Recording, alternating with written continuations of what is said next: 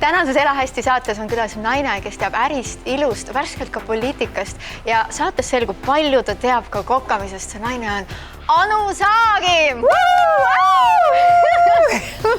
I am here.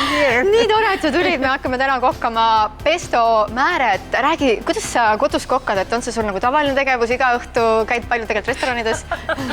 Ma ei kokka absoluutselt kodus ja see on täiesti häbiväärne. Ma kokkan ainult korra aastas ja see on suvel. See täna on 2 korda. Mul on nii toredad mehed olnud alati või armukesed siis. Kes teevad sinu eest? Jaa, nad teevad ja siis nad armastavad väljas söömas käia, et nii see on nagu läinud. Sa oled alati hoitud olnud hea söögiga. Täna me hakkame pesto salatit tegema, aga see on mu üks lemmikuid muuseas. See on mu lemmikuid, aga ma ei ole mitte kunagi aru saanud, kuidas seda päriselt tehakse, nii et palun. Ja, me teeme siis täna vegan varianti. Vegan variandis siis selle kreemisuse annab meile India pähkel. Ma näen, et sa oled need kuidagi vette likku pannud. Ma enne napsasin paar tükki ja nad on täiesti märjad. Kummised on ja tunned? Nagu kummikommid. Nii, võtame basiilikut. Sa võta ka mingi, võtta siin on meil selline mõnuski. Et põhimõtteliselt esimene ülesanne on see, et võta mingi selline suvaline ports ja tead, pane see siia, sest et neid kõvasid varsi me tegelikult ei taha. Et puhastame need sellised lehed välja, pehmed varjad võivad jääda. Selles mõttes olen ma küll kohutavalt muutunud, et ega ma liha eriti ei söö juba. Sa oled täitsa roheliseks läinud, sest sul on räägi nüüd sellest kleidist uuesti. Oi, ma pean sellest kleidist rääkima. Ja see on jumala äge kleit ja seda võib siis kanda vaata nagu casual, et ma arvan T-särgi alla või siis kui ma praegu T-särgi ära võtaksin, siis ma läheks kuhugi pittu ju. Aga tegu on tegelikult, see ei ole mingi fancy, vaid see on H ja M. Vaata, mõni nüüd kirtsutab nina, ise oled roheline ja siis kasutad sellist kiirmoodi, on ju. Aga H ja M on läinud sellist teed pidi, et ta teeb aastas korra sellise special collectioni. See antud kleit on siis tehtud plastikpudelitest kõik. Siis mul on 3 tükki veel, 1 kleit on tehtud kusjuures vanadest kalavõrkudest. Ja 1 on siis loomulikult siis vanast paberist, igasugustest papist ja asjast ka imeilus kollane kleit selline. Anu, mulle väga meeldib see, et sa oled siuke hästi ettevõtlik ja minu meelest on väga vaja, et oleks inspireerivaid kihvte naisi, kes ajavad asju ühiskonnas, poliitikas, äris, no igal pool. Et praegu on küll see poliitika teema sul üleval, aga ma tahtsin küsida, mis sul oli esimene töökoht? Püha püss. Kes seda mäletab. Ma olin suvel kuskil kondiitri tsehhis, tegin torte ja kooke ja tuuletaskuid ja ekleere. Jaa, see oli jumal. Jaa, praegu tuleb meelde. Issand, kui äge. Ma olen ära unustanud, aga tööd ma olen tegelikult ju varem ka teinud, et ma olen selline õpilasmaleblane olnud. Et kooli ajal ikkagi, kui ma keskkoolis käisin, siis ma käisin iga suvi, olin õpilasmalevas. Ja ma olin, keegi ei usu seda ja ega siis seal ka ei usutud. Ma olin üks parimaid rohijaid, nii et seal toimusid sellised valdade või ma ei tea, üle-eestilised mingid rohimisvõistlused on ju.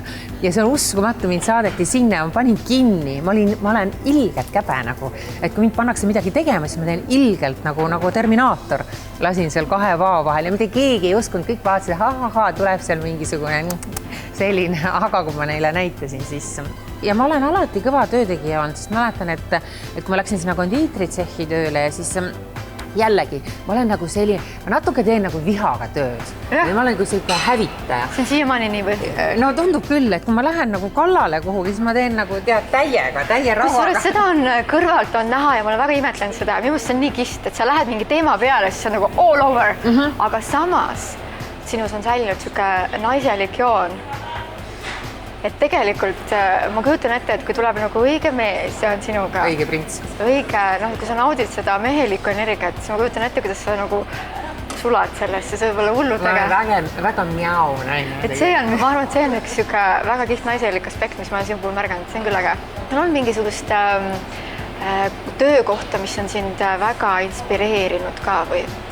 Mul on need töökohad, mis ma nüüd ajakirjanduses olen olnud, et kunagi mind kutsutis ajakirja just tegema ja seal ma nagu leidsin iseenda, et siis ma avastasin, et vau, ma olen alati hästi kirjutanud koolikirjandeid ja üldse humanitaaralal ma olen kõva käpp olnud, aga seal ma nagu avastasin selle miski, mis mind võlus. Siis ma sain nagu esimest korda öelda yes, et nagu klassikaliselt öeldakse, ma teen seda, mida ma armastan ja mu töö on mu hobi ja kõik see bla bla bla on ju nagu. Ja siis tekkiski see moment. Ja siis, kui ma läksin Elu 24 tegema, see oli ka äge. see oli ikka kuni peaaegu viimaste päevadeni superluks ja nüüd, kui ma Õhtulehes olen saanud teha seda Hommikusöök Staariga ja väga populaarset Puuduta mind saadet, mis muuseas jookseb ka Tallinna TV-s, et see kuidagi, et ma saan inimestega kokku ja lähen nagu nende levelile, see võib olla minust 100 korda kõrgemal. Kus iganes on. Ja, või laiupidi või allapoole. See mulle nii kohutavalt meeldib see transformeerumine sinna kuhugi teise maailma ja siis tolleks hetkeks, see on nagu teraapia, ma lähengi ja kaon sinna sisse ära. Ja see on, et ma tõesti armastan oma tööd. Ma ei tea, kuidas ma siia poliitikasse nüüd sattusin, aga see on nagu natukene sõbranna mahitusel ka. Et naljakas, et see läks ikkagi lahti sellest, et ma tegingi Hommikusöök Staariga Zuzu Izmailovaga, aga ma tegin ka Yana Toomiga, kus juures ma tegin Gräziniga, ma tegin Kaja Kallasega ja Zuzuga. Aga Zuzu kutsus? Aga ei, Zuzu kõik kutsusid, aga Zuzu tegi sellise imelise lükke nagu. Rääkisime jälle poliitikast ja sõime ja pläkutasime seal niisama ja siis ma ütlesin, ma ei lähe valima, ma ei viitsi, no mul ei ole, ma ei oska mitte midagi kedagi, no ma ei taha niisama seda mingit suvalist numbrit kirjutada. No võib-olla mingi üksik kandidaadi võtan. Zuzu mõtles natukene, aga kuule, et astu siis erakonda ja vali ise ennast siis sa saad ju oma numbri sinna kirjutada. No ema kirjutab ka, koer kirjutab ka, kass kirjutab ka, õde kirjutab ka, no võib-olla tädi mingi sealt piimapoest ka on ju paneks su numbri. Et hääleta, pane ennast kirja, tule meile rohelistesse, pane ennast kirja ja hääleta ise enda poolt. Ja siis ma nagu mõtlesin, et kui üldse mingitest erakondadest on keegi või miski, siis on see rohelised ju, sest ma mõtlen roheliselt. Kasukad on ammu nurgas, inimesed mõtlevad, ma viskasin eile kasukat nurka, ma nagu ammu kasukat nurka visanud. Tänu mu sõbrannadele, kes neid ei kanna lihtsalt, kes on rohelised.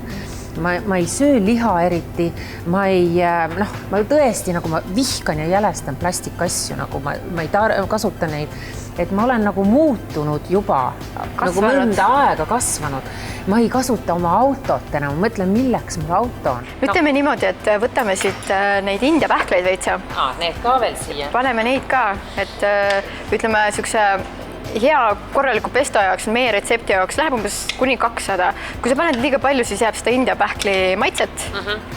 Nii, ma näitan sulle, pane ta ja lükka niimoodi sisse täitsa sügavale ja siis ta vaata ainult teeb siit alt. Siis ei lähe pritsimiseks. Siis hakkad siin seda niimoodi masseerima. Ma tahan ka masseerida. Palun. See on nagu see vibraator. Peaaegu. Natuke võib lisada vett. Nii selle koha peale, kus kohast nüüd läheb hästi. Nii, kas sa tead, mis paneb tööle ühe hea pesto? Minu meelest on see, praegu tal ei ole siukest... Mis mage ju. Soola ma ei armasta. Mis siis teha, kui ma soola ei armasta? Sool ja suhkur on minu jaoks täiesti valge surm. Siis me paneme küüslaukust. Küüslauk minu meelest peab tööle selle pesto täiesti. Ja seal... et keegi näeks ka, mida me oleme siin juba kokku teinud, keerutanud, siis selline imeilus roheline.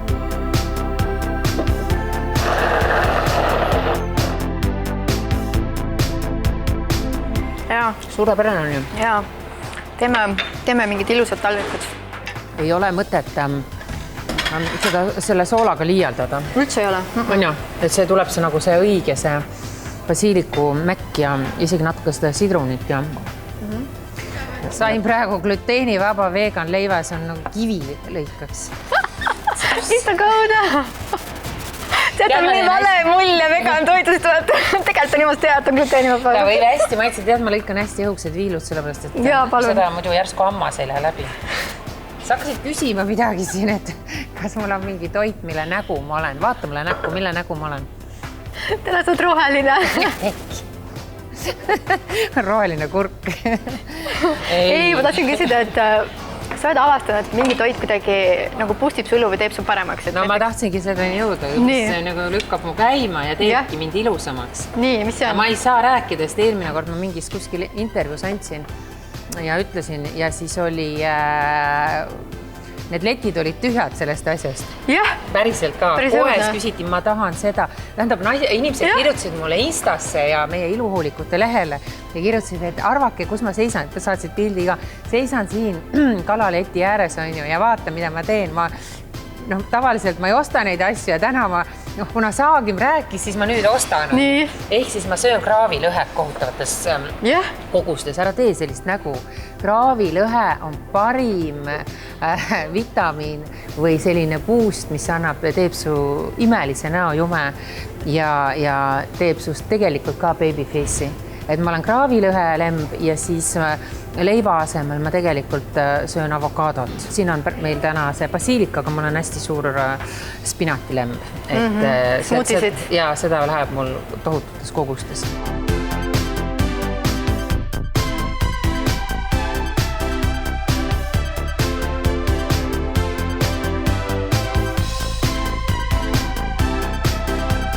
Issand, kui hea. Ma teen sulle hästi õhukese selle. Ja siis paned hästi paksult seda. Seda. Pane mulle. Hästi paksult niimoodi. Nii, ja siis paned mingi tomati viilaka peale ja valmis ongi, näe. Nii ilus. On ju. Issa, ma võiks täitsa lõpma. Ma võiks lusikaga lausasti süüa. Ma võiks seda endale peale õõruda. Ja naised, ärge unustage kunagi seda, et kui te teete nagu, alati nagu keskendutakse näole, tehakse näomaskid ja asjad. Aga kui te ikkagi olete kodus, siis tehke üle keha õõruga ennast vahukoore, maasikate, šampanja, piima, keefiri, jogurti, hapukoorega, no mida iganes, munaga, mida teil kodus leidub. Sidrun on jumalast ja siia märganud. Oled kunagi teinud sidruniga? Sidruniga ma olen juustevärki teinud, aga ma ei ole kuskile näo peale, ma ei ole toppi. Ta on siuke hästi õrn puuviljahape. Ma mõnikord olen hommikul pannud näo peale ja siis lihtsalt pesen maha mingi aeg. Mis see teeb siis? Ta klaarib ära ja ta on puhas ju nii C-vitamiin, vaata. Ja C-vitamiin on kollageeni tootmiseks hästi oluline, et oleks siuke ilus ja vetruv. No see on nii sile oled. Selline sai tänane Elahästi saade imemaitsev pesto retsept on olemas banaanisaar.ee leheküljel. Kohtume juba nädala pärast. Tšau! Tõesti hull külaline tuli seekord. Tee see ka siis juba.